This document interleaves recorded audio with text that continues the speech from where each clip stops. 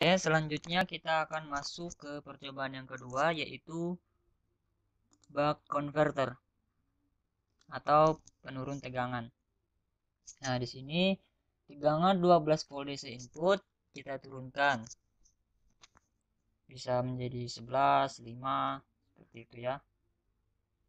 Kita langsung saja melakukan rangkaiannya, membuat rangkaiannya. Dengan cara yang sama seperti boost converter, kita membutuhkan pastinya sumber DC, kemudian ada IGBT switch nih, seperti ini kan.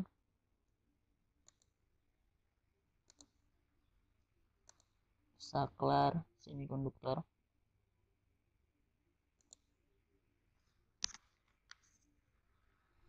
bipolar. Kemudian ada dioda,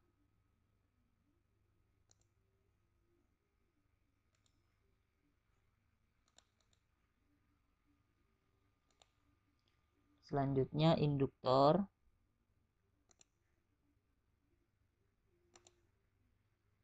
kapasitor, dan beban yaitu resistor.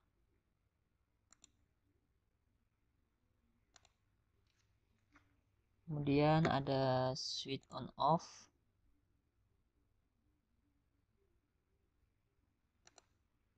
kemudian ada square, sumber square, kemudian alat ukur tegangan untuk input, output, dan cycle-nya. Kemudian jangan lupa kita pasang grounding.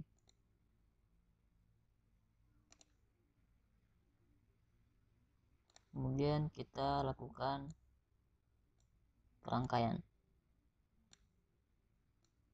Kita merangkai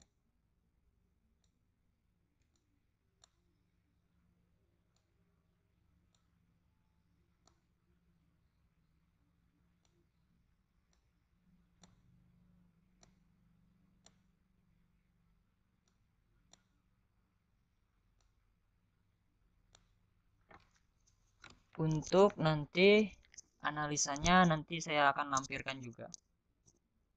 Jadi kalian akan bisa pahami nantinya.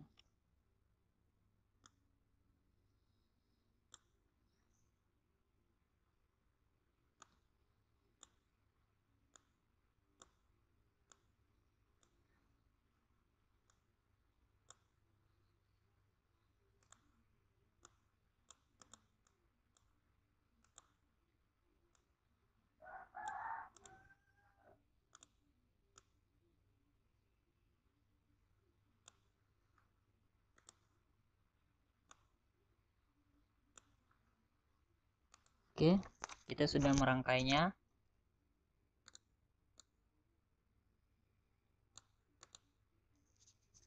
Selanjutnya kita masukkan nilai besarannya. 12 volt DC. Kemudian nilai induktornya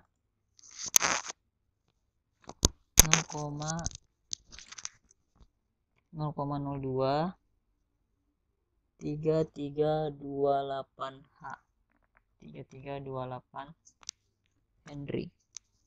0,02 3328 Henry. Oke, itu untuk nilai induktornya. Selanjutnya nilai kapasitornya 0,000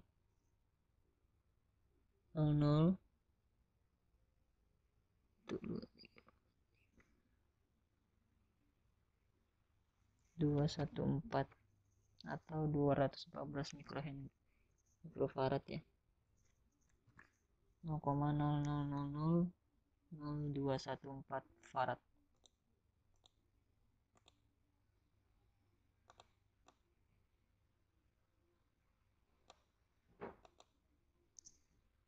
Oke, kemudian nilai resistornya kita masukkan 11,664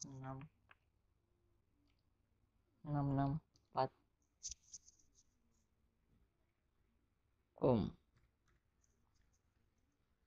664 ohm.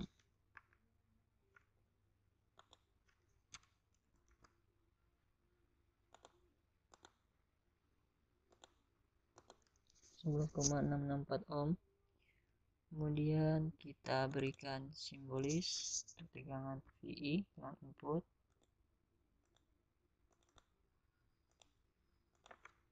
Ini untuk output. Ini data cycle-nya. Kemudian kita berikan frekuensi pada square wave-nya 5000 Hz. Dan data cycle-nya itu dimulai dari 0.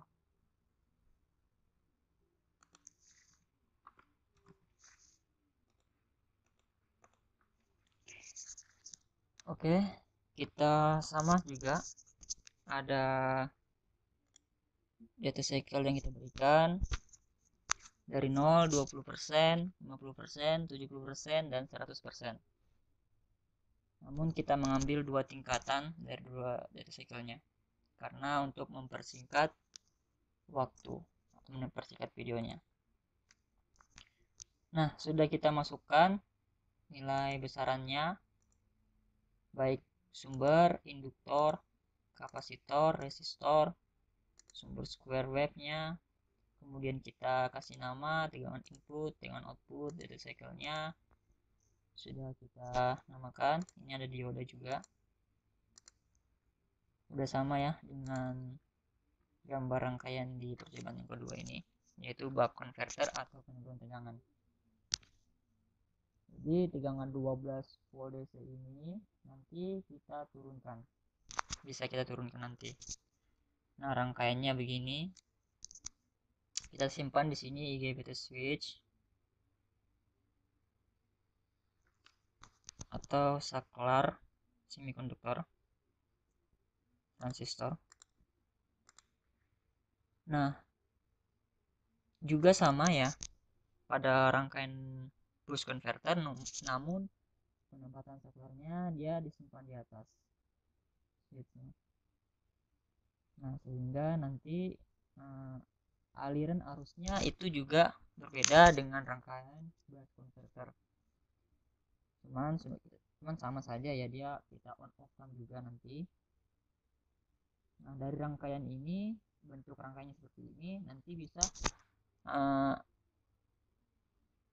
arus itu atau tegangan yang outputnya nanti bisa kita lihat akan mengalami penurunan. Kita modifikasi rangkaiannya ya. Langsung saja ya kita simulasikan dengan siklus kerjanya itu 0% dulu, atau data cycle-nya itu 0%. Berarti keadaan IGBT switch-nya ini masih off atau belum terhubung. Kita klik di sini, kita runningkan ya. Kita masukkan nilai D-nya dulu, data cycle-nya, kemudian tegangan input dan tegangan outputnya. Kita klik RMS, saya perbesar dulu.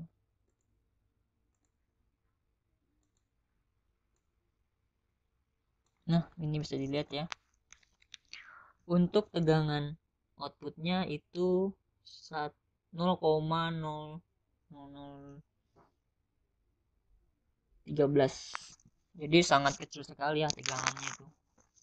Minus 0,05. Tegangannya sangat kecil sekali. Ini bisa dilihat 0,0014 mili. Arti 0,0013 mili. Tegangan yang terukur, tegangan outputnya sangat kecil sekali. Dia dalam keadaan off. berarti saklarnya belum terhubung.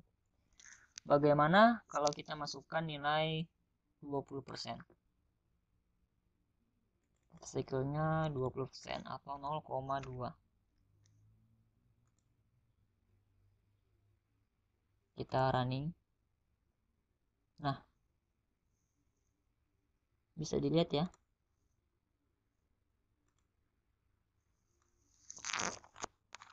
Tegangannya yaitu 2 volt. 2 volt. Seperti ini. Begini bentuknya.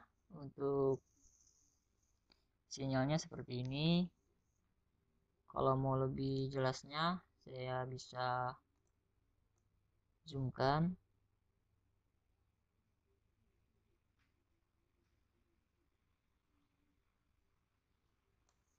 Nah, seperti ini.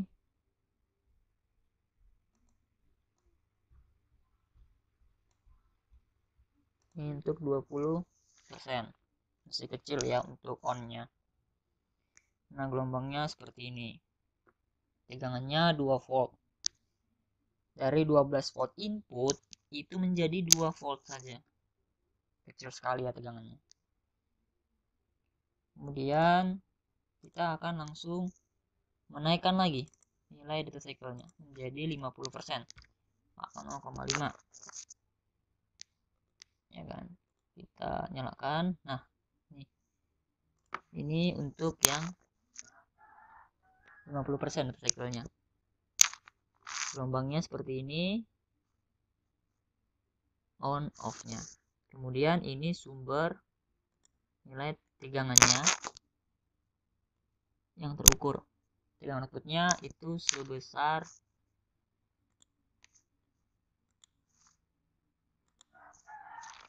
5 volt. Tegangannya 5 volt. Masih di bawah 12 volt. Nah, itu saja ya. Bisa dilihat, sudah dibuktikan bahwa tegangan yang terukur itu kecil, di bawah 12 volt DC. Berarti mengalami penurunan tegangan input. Untuk prinsip kerjanya saya akan menjelaskan. Ketika dia on, maka ini IGBT-nya on, itu terhubung.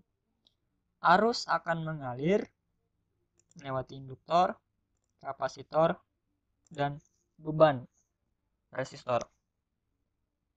Karena dioda akan ngeblok, karena bentuknya seperti ini ya. Jadi tidak ada arus yang mengalir ke bawah pada dioda ini. Karena dia ngeblok. Jadi arusnya mengalir langsung ke induktor, kapasitor, dan resistor. Disitulah mengapa tegangan yang terukur kecil. Hanya naiknya 2 volt saja. Dari tadi yang 20% kan, 2 volt aja tegangannya. Kemudian naik ke 50%, naik hanya 5 volt. Jadi masih di bawah rentan 12 volt DC inputnya. Masih di bawah inputnya 12 volt DC. Karena arus yang mengalir langsung melewati induktor dan kapasitor. Tidak seperti boost converter tadi. Ketika dia on, switch-nya itu MOSFET-nya on, itu induktornya melakukan pengisian arus, energi arus. Kemudian disitulah nilai arus pada induktor besar. Dan ketika dia off, nah arus induktor akan memberikan bias forward ke dioda, kemudian masuk ke kapasitor. Nah, arus yang besar tadi yang mengalir gitu ketika MOSFET-nya off. Nah, itu yang sehingga tegangan outputnya itu besar. Nah, kalau ini enggak. Dia ketika dia on, induktor dia menyimpan arus juga, cuman tidak besar. Tidak sebesar dengan boost converter tadi. karena dia langsung mengalir lagi ke kapasitor dan beban. Mengapa tegangannya yang dihasilkan kecil gitu. Nah, ketika dia off, arus yang tadi di induktor ini sisanya itu mengalir lagi ke bawah sini ke kapasitor, kemudian melewati dioda. Jadi arus yang mengalir itu ketika dia off dari induktor, beban, kapasitor, kemudian ke dioda. Dia lingkarannya di sini saja. Itu ketika dia off ya, tidak terhubung ini saklarnya. Ketika dia on, nah langsung mendapatkan sumber 2 volt DC, ini on, kemudian induktor, terusnya mengalir begini. Itu ketika dia on. IGBT-nya switchnya, saklarnya on. Ketika dia off, dia arusnya sampai sini saja, sampai dioda aja dia ngalir. Dari sisa arus yang ada di induktor tadi. Seperti itu. Nah, sehingga tegangan outputnya itu tadi bisa kecil karena arusnya langsung mengalir ya, tidak ada pengisian arus pada induktor. Ada juga cuman tidak terlalu besar gitu. Seperti itu. Di sini saya harap kalian bisa memahaminya. Nanti saya juga akan memberikan datanya, data tegangan inputnya, nanti outputnya, serta sinyal kontrolnya yang data cycle tadi. Nah, untuk menambah pemahaman kalian, kemudian analisa datanya dan kesimpulannya. Nah, untuk pembahasan pada percobaan kedua, saya harap kalian bisa pahami, dan sampai sini dulu. Saya akhiri. Wassalamualaikum warahmatullahi wabarakatuh.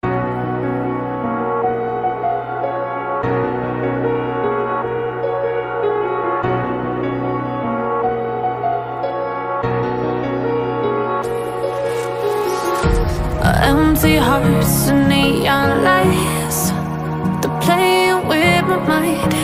Gotta get out of here tonight. Oh, I wanna